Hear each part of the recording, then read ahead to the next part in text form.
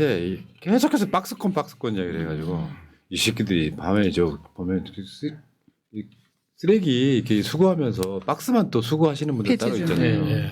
그 박스를 한번 보내줄까 했는데 어저께 일단은 그 국민의힘 한번 가볼게요. 난 이게 봉숭아땅이라고 보는 사람인데 일단은 지금 박스권 얘기가 어떻게 나온 거냐면 뉴스에서 나온 헤드라인이었어요. 저게 뭐냐면 요걸 이제 딱 봐도 보이시죠? 자동응답이에요. 저거 리얼미터예요.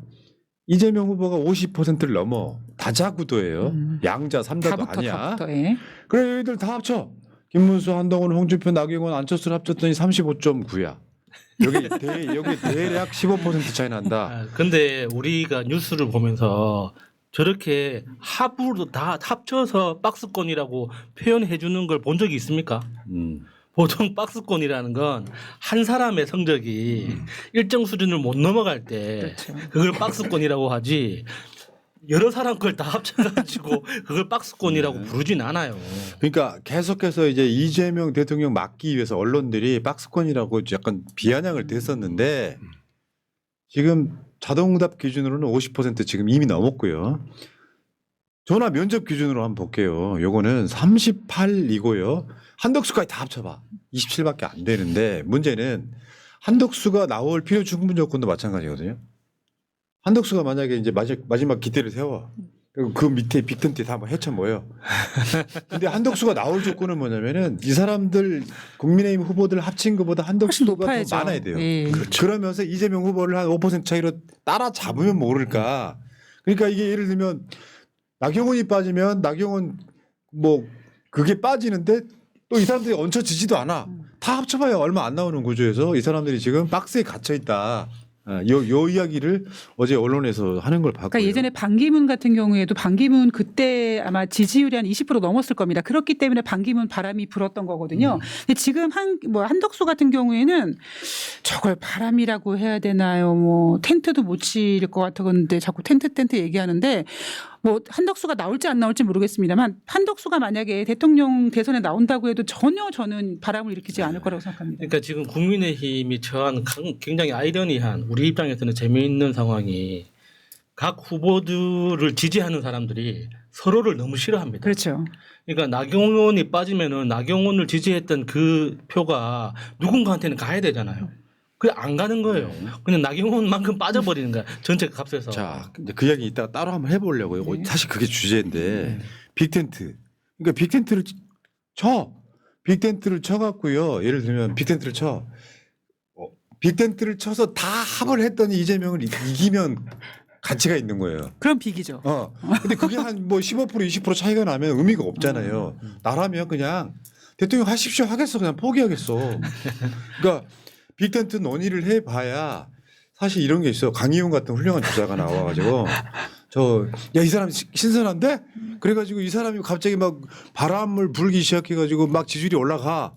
그럴 때 써먹는 거고요. 사실 난 솔직히 말해서 한덕수는요. 홍준표나 한동훈이나 뭐 김문수부터 기대가 안 되는 사람이에요. 거기다가 빅텐트를 치겠다는 거고 단지 총리라는 이유만으로. 그리고 지금 이것도 있어. 이제 막 분위기를 띄워가지고 한덕수를 지금 뭐 출마해라고 막 압력을 넣고 막 서로 선동하고 있는데 진짜 정작 유명한 셀럽들은 안 나타났다는 어제 그 보도. 고건 손학규가 나타나지 않아 갖고 어쩌고저쩌다 이런 얘기가 나왔단 말이죠. 그러니까 이 사람 난망한 거예요. 왜 안 오르지? 근데 지금 대선은 사실상 40일 남았습니다. 사전투표까지 생각을 하면 40일 남았다고요.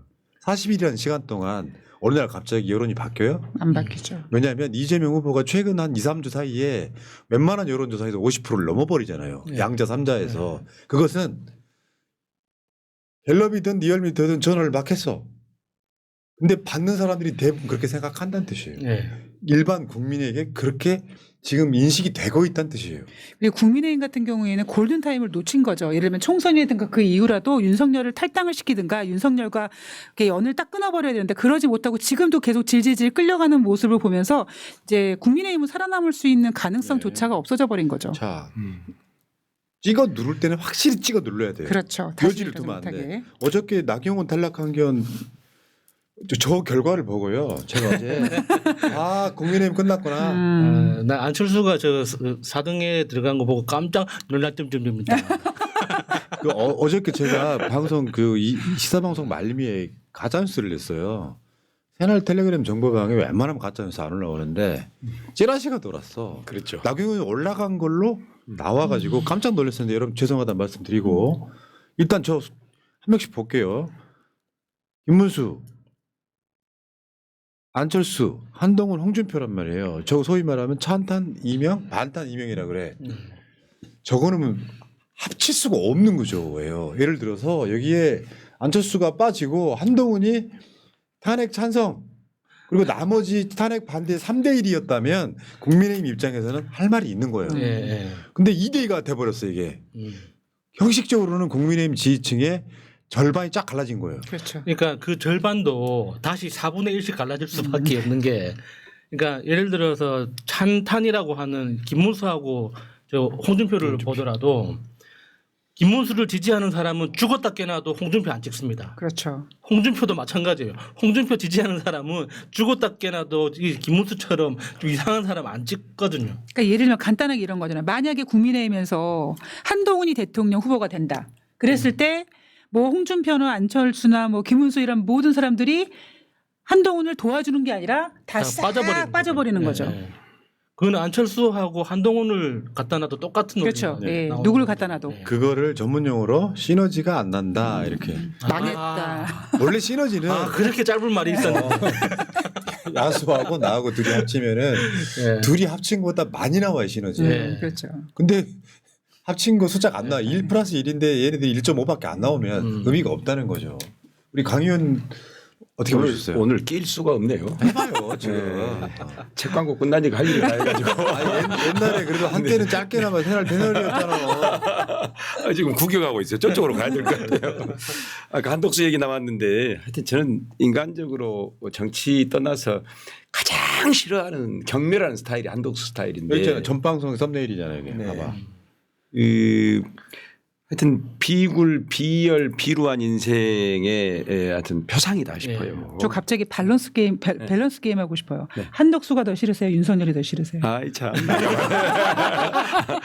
평가 불가이.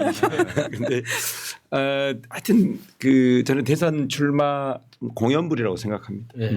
왜냐하면 실제로는 사실상 이제 정권 바뀌고 내란 세력으로 처벌받아야 할 사람이잖아요. 이런 사람들이 사실 우리 민주정부에서 큰 역할을 했다는 것도 수치스럽고 맞죠. 과거에. 그렇죠.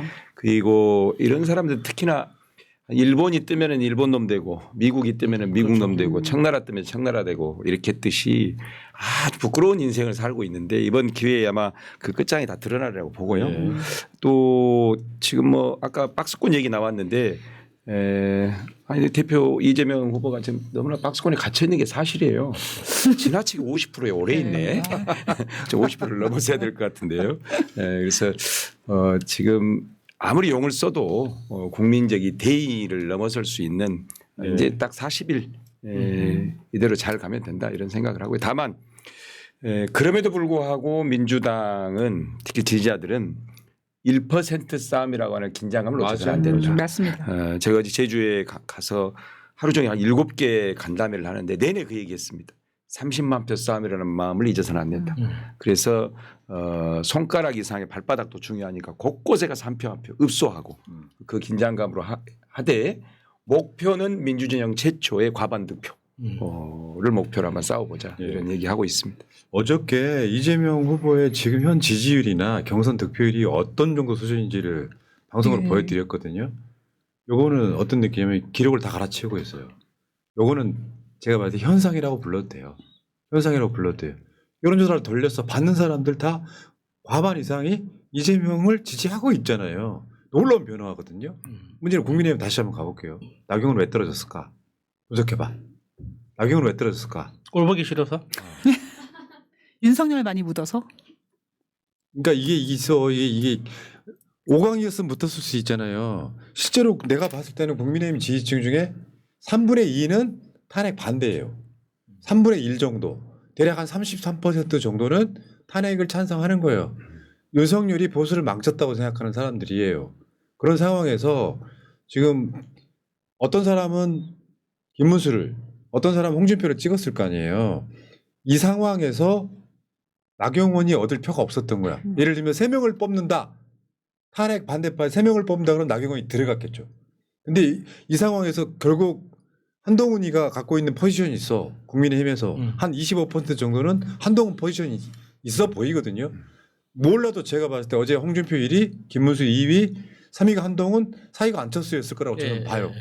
그러니까 아까 말한 3분의 1 남아있는 것 중에 상당수를 한동훈이 가져가고 나머지 찌끄러기를 안철수가 얻는 방식으로 저는 갔을 거라고 보는데 그러니까 나경원이 들어갈 자리가 없었던 거예요.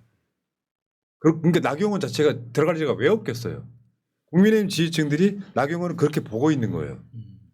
김문수보다도 못한. 그러니까 사람들 평가가 이렇더라고요. 나경원에 대한 이미지가 나름대로 뭐 판사도 했었고 뭐 좋은 이미지가 있더라고요. 그런데 빠루를 들지언정 그렇게 드럼통에 들어가거나 아니면 그렇게 극우 어떤 무대에 올라가서 극우스러운 모습을 보면서 나경원 자체에 대한 실망을 하신 분들이 굉장히 많더라고요. 정치 성향을 떠나서. 이미지 많이 깼죠. 그러니까 내가 봤을 때 정치 생명 끝났다고 보는 게 맞죠. 왜냐하면 윤석열이 막 관저 들락날락 거리면서 근데 윤심은 나한테 있다 식으로 네. 했는데 그게 지지층 입장에서는 기회주의로 봤다고 난 생각해요. 나경원하고 또 안 어울리고 안 그쵸. 어울리는 안 짓을 너무 어울리는 많이 거죠. 했죠. 네. 예. 자 그리고 이제 골 때리는 게 아마 1위로 예상되는 홍준표가 측근이 해외로 튀는 사건. 되게 열받는 건 저거예요. 경찰이 검찰이 연락 몰랐다. 없었다. 이 사건이 한참 지금 진행 중이고요. 중앙지검에서 명태균 게이트 조사 중이잖아요. 그래서 막 저 김상민 검사도 가고 김건희 출석 날짜 조율하고 있는 상황인데 이 명태균 게이트 중요한 인물인 홍준표 측근 최영희 얘가 해외로 튀었어. 근데 출국 금지는 뿐만 아니라 이 사람 튈 것이 예상됐으면 출국 금지 시켜라 조사를 해야 되잖아요. 연락이 없었다잖아요. 난 도망간 게 아니야라고 이야기하고 싶은 거지. 저는 한편으로 도망을 시켰나라는 생각이 들더라고요. 저 최 씨가 지금 해외로 튄 명분이 뭐냐면 사업 목적인데 사업 목적이 아니라 사업을 구상하러 갔다고 합니다. 그러면 저는 개인적으로 그냥 모른 척 한 게 아닌가라는 생각까지 그 들더라고요. 6천만 원짜리 목걸이 잃어버린 소리 하고 있네. 그러니까 홍준표한테 저 최영희 씨의 존재나 그 대구시청에 취직했던 이야기를 물어보면 아 그걸 내가 어떻게 다 하냐고 친구 아들이라고 하는데 나는 잘 모르는 사람이다 이런 식으로 이야기를 하거든요. 그러니까 지금 철저하게 홍준표가 몸이 많이 쫄렸습니다. 그렇죠. 쫄려가지고 지금 최선을 다하고 있는 것 같은데. 그러니까 대선 주자가 만약에 최종 주자가 되면은 사실 수사하기 힘들어요. 예. 그래도 전 여당의 대선 후보라고 하면 그러니까 홍준표는 사실은 대구시장을 아예 내려놓고 더 뛰어든 판이잖아요. 그런 것들이 먹히긴 해요. 이철주처럼 경북도지사 유지하면서 뛰어든 사람은 아니야. 그러니까 이게 한두 달은 방패 막기가 될지 모르겠지만 불법 여론조사를 통해서 어제 나온 보도가 그거 아니에요. 당원 명부 막 몇만 개 갖다가 자기가 저 대구시장 경선하고 이럴 때 써먹는 거예요. 경남지사 때도 그 짓을 했어요. 그러니까 온갖 불법으로 정치 생명을 이어왔던 자예요. 쉽게 표현하면 그냥 명태균 뽕 맞은 채로 그냥 정치했던 거야. 자기가 마치 실력 있냐. 나는 지금 홍준표가 대충 1위 했을 거라는 예상에 또 명태균이가 있나 싶을 정도야. 이제 못 믿겠어 이제. 홍준표가 지금 이런 상황에서 간당간당한 거죠. 근데 이게 경선이라는 게요. 치열할수록 자기들끼리 주고받는 네거티브가 심해져요. 그렇죠. 왜 그렇잖아요. 저 한동훈 가발 생머리냐 생머리. 뭐 키높이냐 얘기하니까 한동훈 쪽에서 겉모습 치장하려고 속눈썹 아니 눈썹 문신한 건 이미지 당신 아니니까 이렇게 이제 있잖아요.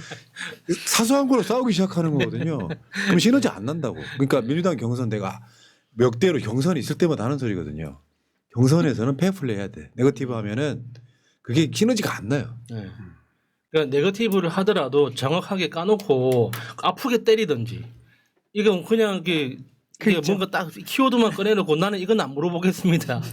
이런 식으로 쓱 발 빼는 거는 비겁해 보이기도 하죠. 그래도 역대 최악의 네거티브는 상대의 끝까지 발목 잡히게 만든 대장동 아닙니까? 그렇죠. 네. 낙지가 그렇습니다. 네.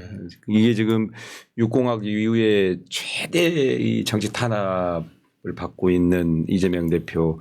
그 당시에 그 대통령 경선 때, 야 이게 이 상대 공격이면 방어라도 하는데 예, 똘똘 예. 뭉쳐서 내부에서 먼저 그걸 꺼내 가지고 그때 제가 그 후보 비서실에 일정 총괄하고 있을 텐데 그때 당시에 그때 민주당 국회의원을 한 명씩 나가가지고 인터뷰하고 사실 내부에서 이렇게 거의 음모를 기획해서 그것을 정교하게 내부 후보를 때리는 사례인데 그 후과가 지금 몇 년째 가고 맞죠, 있습니다. 그렇죠. 맞죠. 그게 윤석열 집권으로 이어졌다고 네. 봐야죠. 그래서 정권 빼앗겼죠. 네. 네.